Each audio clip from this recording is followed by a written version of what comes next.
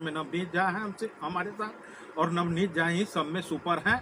आज शिवहर के लिए नवनीत झा को अगर मिलता है तो हर हाल में वो जीत सकते हैं। लोगों का विश्वास। ये विधायक जो आप कहे हैं कि हाँ अभी भी सदस्य हैं, ठीक है, उनको रिजाइन मारना चाहिए इस पार्टी में। वो रिजाइन मार के चले जाते कि पार्टी मेरे लिए, मेरे पार्टी का विश्वास मुझ पर अगर हुआ तो निश्चित रूप से मैं लड़ूंगा। अगर तेजस्वी जी विश्वास करते हैं, मुझे सिंबल देने का, टिकट देने का काम करेंगे तो गारंटी रूप से मैं जीत उनको। देख रहे हैं दर्शन न्यूज बिहार।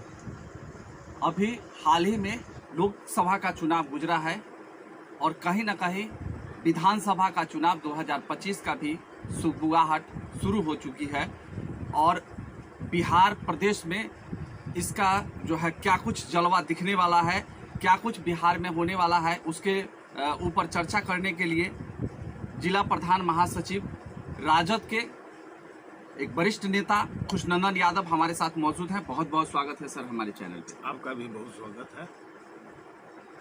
खुशनंदन जी, बिहार में अभी हाल ही में पूरे देश में लोकसभा का चुनाव गुजरा है और विधानसभा का चुनाव दस्तक दे दिया है।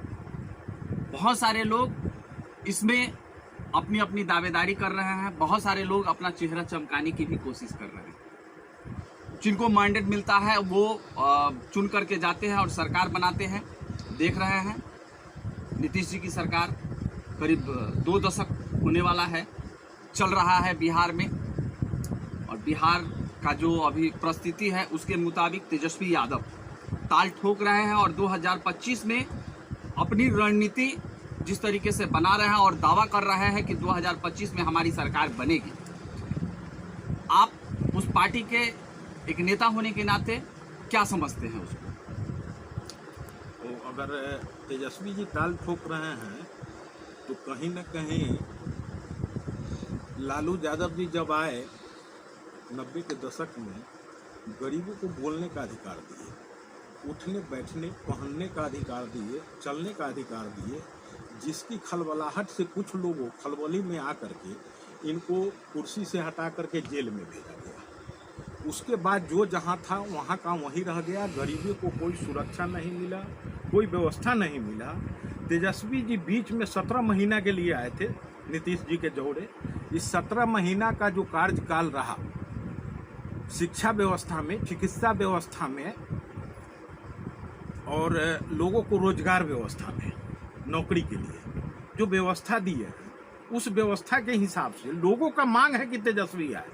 तेजस्वी जी में खलबलाहट नहीं है, वो नहीं बेचैन है कि मैं आऊँ, लेकिन लोगों में इस बात की बेचैनी है। गांव घर में जब पहुंचिएगा, पढ़ा लिखा नौजवान जो बेरोजगार बैठा हुआ है वो तेजस्वी को बुलाने के लिए बेचैन है, मांग कर रहा है तेजस्वी जी आ जाए। हर हाल में नया बिहार बनेगा, नए ढंग से लोगों को रोजगार मिलेगा, नए ढंग से स्वास्थ्य का व्यवस्था होगा, शिक्षा का व्यवस्था होगा। इसके लिए तेजस्वी जी को लाना जरूरी है, हम लोगों को और इस जनता को लाना जरूरी है, न कि तेजस्वी जी को खलबलाहट है। जनता में इस बात की खलबलाहट है।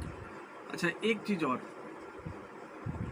खुशनंदन यादव लगातार 2 बार बेलसठ विधानसभा से अपनी दावेदारी किए, जनता का बहुत अच्छा सपोर्ट रहा।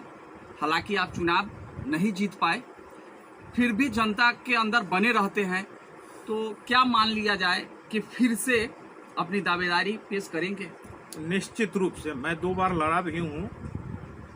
20 वाला चुनाव मैं शारीरिक अस्वस्थता के कारण नहीं उसमें आगे बढ़ा टिकट के लिए, चाहे लड़ने के लिए। मैं बीच में छोड़ चुका था। संजय गुप्ता जी आए, पार्टी के नाते उनको मैं मदद किया और जिताया। मैं 2 बार लड़ा ही नहीं, मैं लगभग 84-85 से, जिस समय दमकिप्पा पार्टी था, मैं 8-9 क्लास में मीनापुर हाई स्कूल में पढ़ता था। उस समय वहाँ कम्युनिस्ट का दबदबा चल रहा था। जनकधारी कुशवाहा जी वहाँ के विधायक थे, उनका लड़का अजय मेरा दोस्त था। उस समय बड़ी मीटिंग सीटिंग होता था। उस समय से हम लोग दमकिप्पा पार्टी, हम लोगों का दमकिप्पा पार्टी चलता था। उस समय से विद्यार्थी जीवन से ही नेतागिरी में थोड़ा थोड़ा मन को हम मतलब कर चुके थे कि इस तरह के राजनीति करना चाहिए। हमारे एक भाई चौकीदार साहब हैं, कहे जो नौकरी कथी करबा, अच्छा के बेटा पोता तू सब धनी मनी छा राजनीति करिया। लेकिन राजनीति में लगे रहे, उस तरह का कोई पकड़ नहीं हुआ। इसके कारण हम लोग किसी के मदद करते उड़ते आए।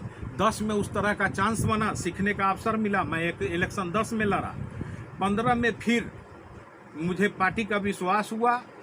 समाजवादी पार्टी यहाँ था, हमारे पार्टी राजद से उसको रिश्तेदारी हो चुका था। रिश्तेदारी के रूप में मतलब पूर्ण विरोध रूपेण लड़ाई नहीं हुआ, लेकिन एक लड़ाई में अगर टिकट दिया तो मैं लड़ा। 2 बार मैं सफल नहीं हुआ, तीसरा बार मैं नहीं लड़ा, इस बार चौथा बार मैं लड़ने के लिए तैयार हूं। पार्टी का विश्वास मुझ पर अगर हुआ तो निश्चित रूप से मैं लड़ूंगा। अगर तेजस्वी जी विश्वास करते हैं, मुझे सिंबल देने का, टिकट देने का काम करेंगे, तो गारंटी रूप से मैं जीत उनको दूंगा। अब क्या है कि शिवहर की बात हो और शिवहर विधानसभा की बात नहीं हो तो फिर उससे अछूता रह जाता है, क्योंकि आपने देखा कि शिवहर की क्या भूमिका रही सरकार बनाने में। राजद के ही विधायक हैं, अभी भी हैं, सदस्यता उनका बरकरार है। आपके हिसाब से राजद के वहाँ पे कौन से कैंडिडेट हो सकते हैं? राजद के विधायक जो आप कहे हैं कि हाँ अभी भी सदस्य हैं, ठीक है, उनको रिजाइन मारना चाहिए इस पार्टी में। वो रिजाइन मार के चले जाते कि पार्टी मेरे लायक नहीं है। उन्होंने पीठ में छुरा भोंका है, वो मेरे सदस्य नहीं है। कहने के लिए हो सकता है, लेकिन मेरे सदस्य नहीं है, मैं उनको नहीं मानता हूँ। अभी जो मेरे साथ हैं पार्टी में, जो लोग चल रहे हैं, उसमें से हम चुनाव करेंगे। उसमें नवनीत झा है हमसे, हमारे साथ, और नवनीत झा ही सब में सुपर हैं। आज शिवहर के लिए नवनीत झा को अगर मिलता है तो हर हाल में वो जीत सकते हैं। लोगों का विश्वास उन पर होगा। झा जी जो सेवा दिए हैं लोगों के साथ, 20-25 वर्षों तक विधायक मंत्री रह करके दूसरे जगह के सांसद बन के मंत्री बने, फिर भी शिवहर को जो दिए हैं लोगों को, वो लोग भूला नहीं है। फिर से लोग विश्वास उन पर रखेगा और नवनीत झा को हर हाल में जीत देगा। ये आप मानते हैं कि राजद नवनीत झा को टिकट दे सकता है?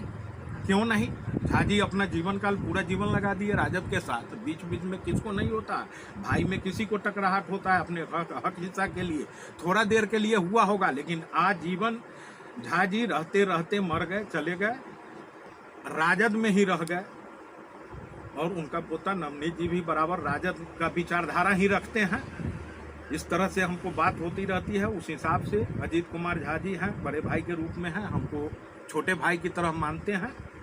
और अजीत झा जी भी, नवनीत झा जी भी हमको एक गार्जियन के रूप में मान रहे हैं। और नवनीत झा जी बहुत सुपर हैं, उनको मिलना चाहिए, वो जीतेंगे और देना चाहिए पार्टी को, हर हाल में देना चाहिए। तो आप मानते हैं कि 2025 में तेज रफ्तार तेजस्वी सरकार? निश्चित रूप से तेजस्वी सरकार बनेगा, इसमें कहीं कोई कतई सोचने की बात नहीं है। तेजस्वी निश्चित रूप में 2025 में आना। चलिए, बहुत अच्छा लगा हमारे चैनल पे आपने आकर के बहुत अच्छा बेबाकी से सारी बातों को रखा, इसके लिए बहुत बहुत धन्यवाद। आप